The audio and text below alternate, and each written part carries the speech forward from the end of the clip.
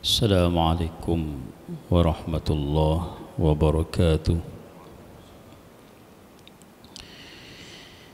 Alhamdulillahilladzi an'amana bi ni'matil iman wal islam.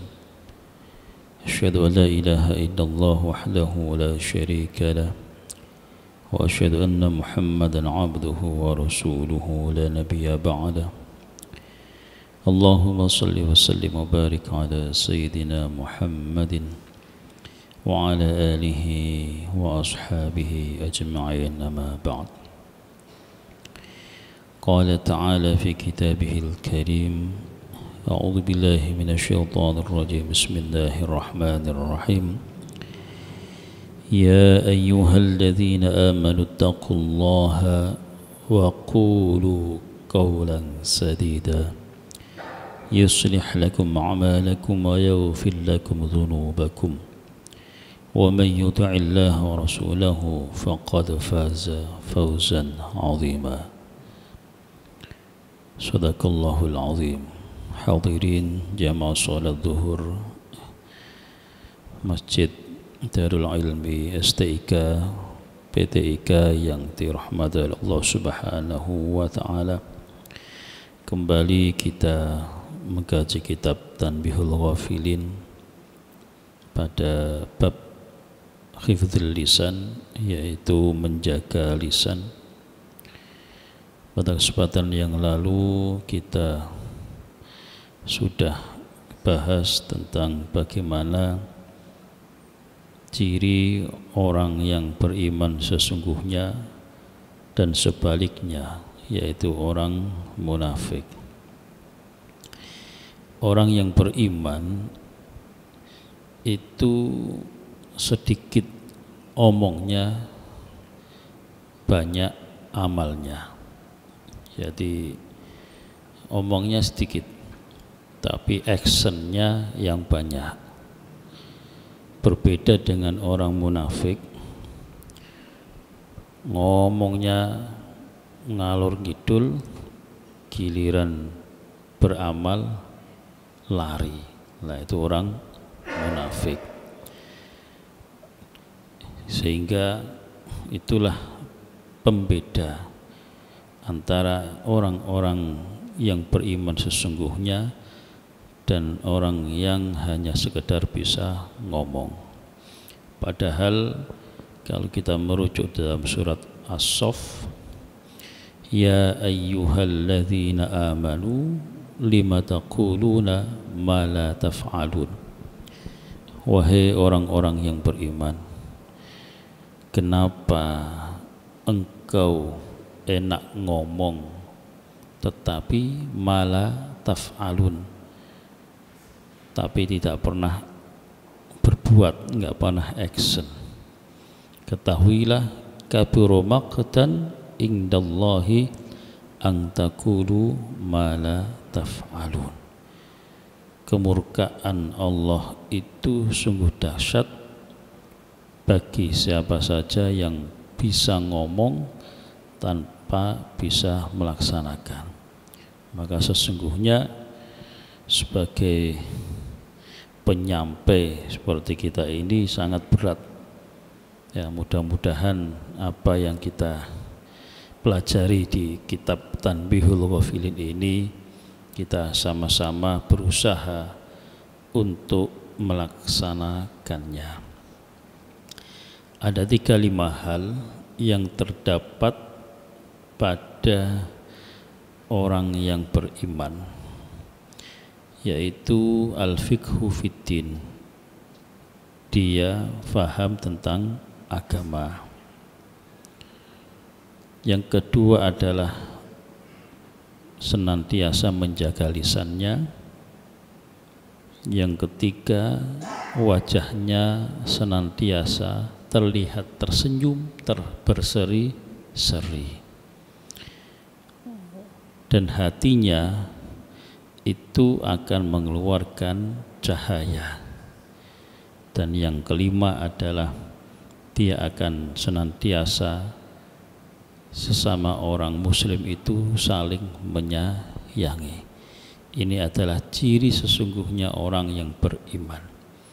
Maka tidak heran kalau kita sowan kepada ulama-ulama kita yang alim al-allamah. Jadi alim al-allamah, alim itu faham tentang agama, al-allamah itu melaksanakan apa yang sudah diketahuinya.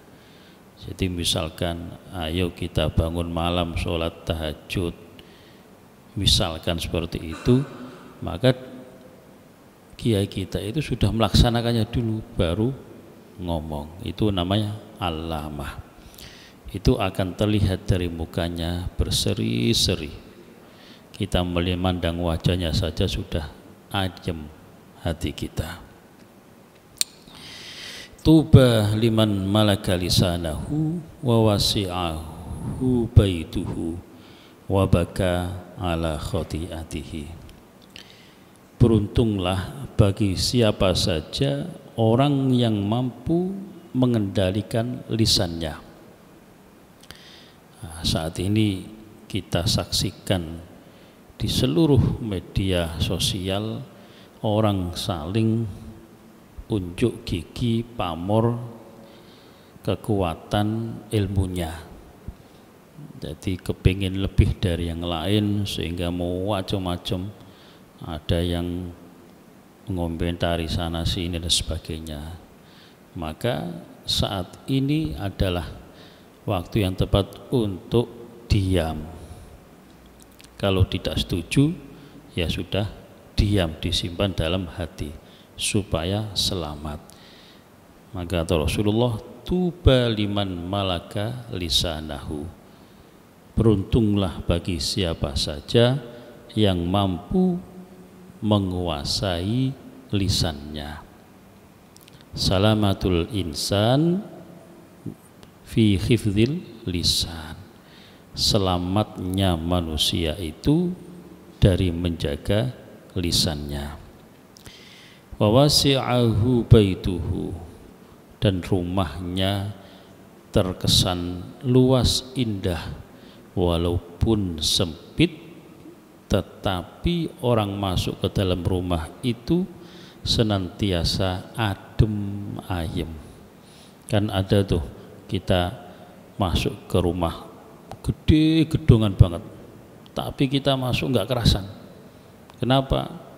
Bisa jadi di dalam rumah itu tidak ada keberkahan yang berarti. Artinya apa? Siang malam yang dicari adalah dunianya saja, suami istri senantiasa bertengkar dan sebagainya, sehingga orang yang masuk ke rumah tersebut senantiasa ingin kabur, padahal melihat rumahnya sangat mewah sekali. Begitu juga sebaliknya, ada orang masuk ke rumah yang kecil tetapi kerasan, bisa duduk sampai berjam-jam. Kalau kita sowan ke kiai-kiai khos begitu, kecil rumahnya, tapi yang ngantri ratusan orang duduk bareng, kita nyaman saja itu mendengar nasihat-nasihat para kiai-kiai khos seperti itu. Artinya wa wasi'a baituhu, rumahnya terkesan sangat luas sekali. Wa baka ala khati'atihi, dan yang ketiga adalah beruntunglah bagi seseorang yang mampu menangisi kesalahan-kesalahannya. Terlebih kita tengah malam qiyamul lail, mata kita melek untuk menangis di hadapan Allah Subhanahu wa ta'ala. Manusia tidur, kita bangun. Maka beruntunglah bagi siapa saja yang mampu untuk menahan matanya untuk ibadah kepada Allah Subhanahu wa ta'ala di tengah malam.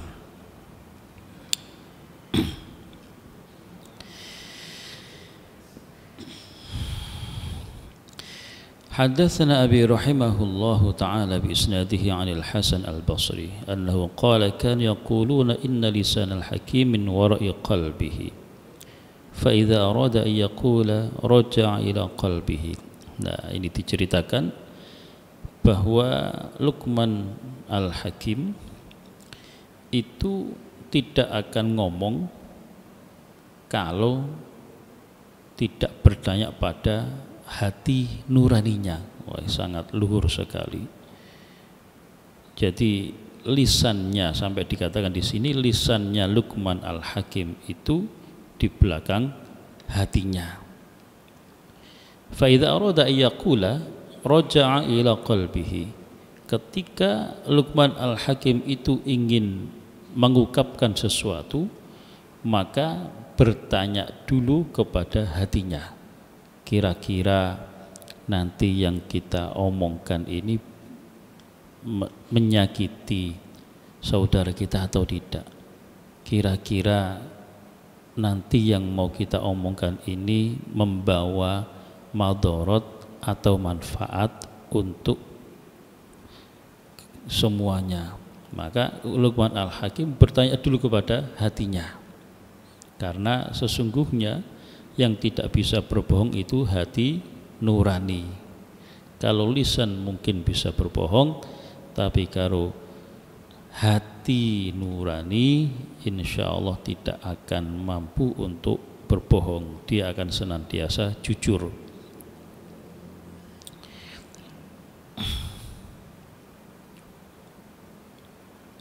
Wa innal jahila qalbuhu ala tarfi lisanihi la yarji'u ila qalbihi. Orang yang bodoh itu dikatakan al-jahil, orang yang enggak tahu sesuatu ya bodoh, dikatakan bodoh. Hatinya itu berada dalam lisannya. Artinya kalau ngomong itu tanpa difilter, asal jeplak saja, asal ngomong dan sebagainya, sehingga menimbulkan madharat yang sangat besar sekali. Nah, kita sudah ketahui di media sosial sekarang ini, omongnya nggak karu-karuan, yang membawa rusak suasana.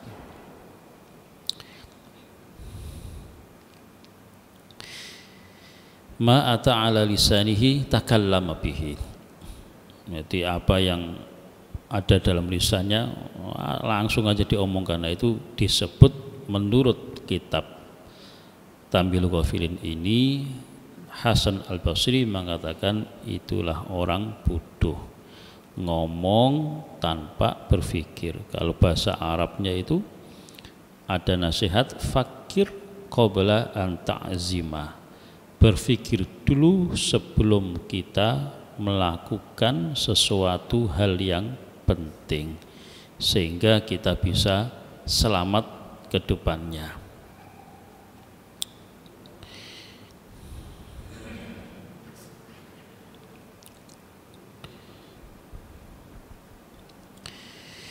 Haddatsani Abi rahimahullahu ta'ala bi isnadihi an Abi Dzar al-Ghifari annahu qala qultu ya Rasulullah ma kana fi suhuf Ibrahim qala kana fi amthalun wa ibarun yanbaghi lil aqili ma lam yakun maqluban fi aqlihi hafizan lilisanihi arifan bi zamanihi muqbilan ala sya'nihi fa innahu min hasbi kalamihi min amalihi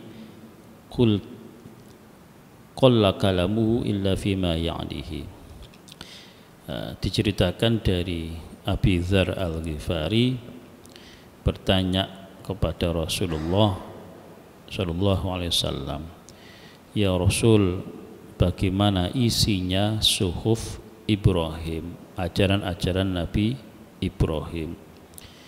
Dijawab oleh Rasulullah, kana fiha amthalun wa ibarun. Di dalam ajaran Nabi Ibrahim itu, suhuf Ibrahim itu ada contoh-contoh dan pelajaran-pelajaran yang bisa diambil. Yang bagi lil aqil, ma lam yakun magluban fi aqlihi hafidhan li lisanihi.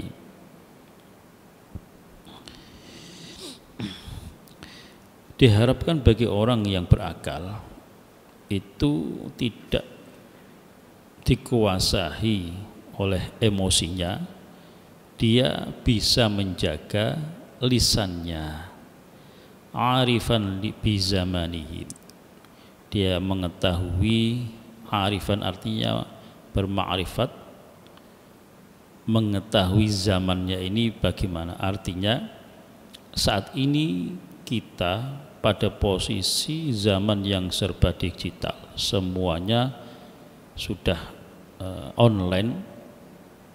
Lisan kita taruh di ujung jari kita, sehingga yang kita cegah adalah jari kita untuk mengetik sesuatu yang tidak berguna, maka kita harus menahannya.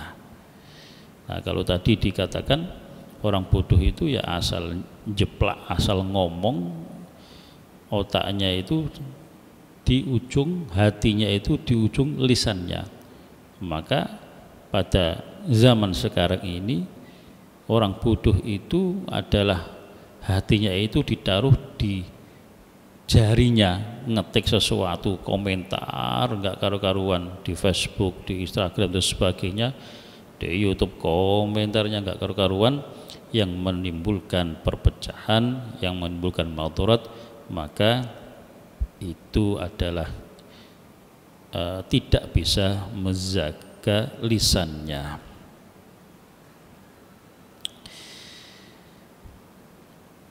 Yang bagi lil aqil alla yakuna syakhisan illa fi thalathin, hurmatun lima'ashihi aw khulwatun lima'atihi aw ladzatun fi ghairi muhrim.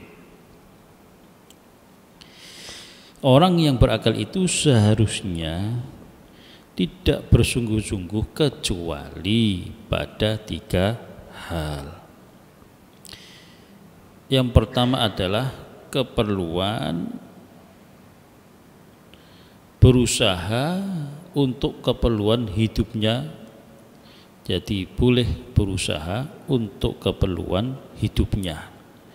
Kita berusaha setengah mati mengejar dunia kita untuk keperluan hidup kita. Selebihnya kalau Allah ngasih rezeki, maka kita harus berbagi kepada sesama. Khulwatun lima'atihi, yang kedua adalah beramal untuk hari kiamat nanti. Artinya kita beramal untuk hari masa depan kita ketika hari kiamat. Auladzatun fi ghairi mahrumin, bersenang-senang dalam hal yang tidak diharamkan.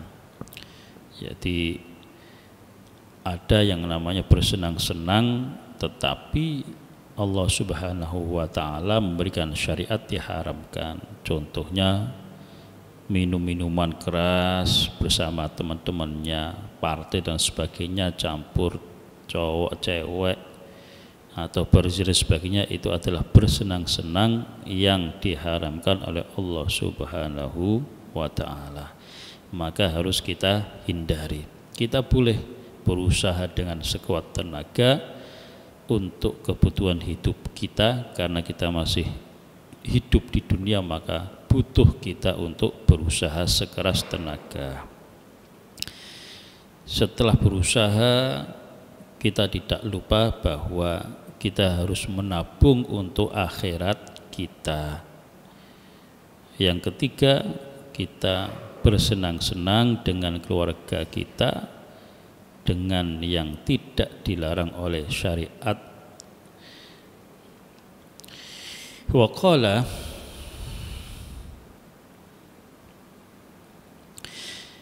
yang bagi lil aqil ayyakuna lahu fit nahar 4 sa'atin. Ali bin Abi Thalib radhiyallahu anhu mengajarkan kepada kita, orang yang berakal itu hendaknya, orang yang mempunyai pikiran yang jernih itu hendaknya ketika di siang hari mereka melakukan 4 hal sa'atan yunadi fiha rabbahu, pada siang hari mereka juga tetap bermunajat kepada Tuhannya. Lah kita siang hari ini kita berdoa di masjid habis sholat, nah ini sudah kita laksanakan nasihat Ali bin Abi Thalib ini. Wa sa'atan yuhasibu fiha nafsahu. Yang kedua adalah kita bermuhasabah diri. Nah, kita duduk berdoa itu juga muhasabah. Barangkali pagi tadi ada kesalahan yang kita buat, maka kita memohon ampun kepada Allah Ta'ala. Wa sa'atan ya'ti fiha ahlul ilmi alladzina yubsirunahu bi amri dinihi wa dunyahu wansahunahu. Sesekali kita itu datang kepada orang yang alim, yang ahli ilmu. Di situ kita duduk, kemudian kita minta nasihatnya, maka itu akan membawa kebahagiaan diri kita ini dan mampu menjaga lisan kita. Wa sa'atan yakhli baina nafsihi wa ladzatihi fiha yahillu. Suatu saat untuk memenuhi kesenangan dirinya dalam hal yang halal yang baik. Artinya kesenangan yang dihalalkan oleh Allah itu tidak dilarang. Kita mempunyai gaji, kemudian kita ajak keluarga kita, saudara kita untuk menikmati hasil jerih payah kita, itu juga dibolehkan oleh ajaran agama. Itu namanya menyenangkan orang lain. Dan salah satu jalan untuk menuju surganya Allah Ta'ala adalah berbagi terhadap sesama. Karena doa orang-orang yang kita senangkan itu akan kembali kepada kita, dan mereka pasti doanya itu langsung sampai kepada Allah Ta'ala. Satu hadis lagi, wa qala yanbaghi, masih nasihatnya Ali bin Abi Thalib, yang bagi lil aqil ay yanzura fi sya'nihi wa ya'rifu ahla zamanihi wa yahfadhu farjahu wa lisanahu. Qal faqih dzikra anna al kalimat maktubatun fi hikmati ali Daud. Jadi ada diharapkan bagi orang yang berakal itu melihat kondisi dirinya. Artinya kita tahu diri dengan siapa kita berhadapan. Nah, sekarang ini orang biasa itu suka ngomentari orang-orang yang di atasnya. Misalkan ada kiai yang salah dalam pengucapan dan sebagainya, wah komentarnya enggak karu-karuan. Nah, ternyata ini yang bagi lil aqil ay yanzura fi sya'nihi. Orang yang berakal itu hendaknya dia ya tahu diri, melihat posisi dirinya. Sederajat enggak kita sama orang tersebut, sehingga kita enggak banyak. Itulah akhlak. Wa ya'rifu ahla zamanihi, dan mengetahui kondisi zamannya sekarang. Jadi kita harus berhati-hati. Wa yahfadhu farjahu wa lisanahu, dan orang yang mempunyai akal itu akan senantiasa menjaga kemaluannya dan menjaga lisannya. Kita sudah disuguhkan dekat-dekat ini, kemarin-kemarin ini diberita bahwa ada perbuatan yang kurang berkenan yang dicontohkan oleh pejabat kita. Lah, ini harus kita menjadikan pelajaran. Mudah-mudahan tidak tertimpa oleh diri kita.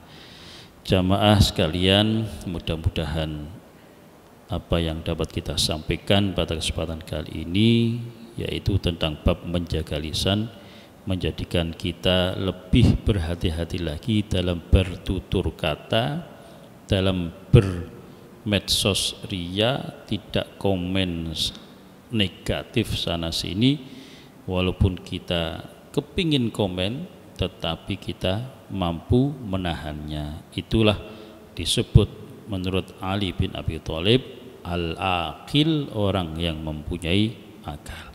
Demikian kurang lebih, maaf. Wassalamualaikum warahmatullahi wabarakatuh.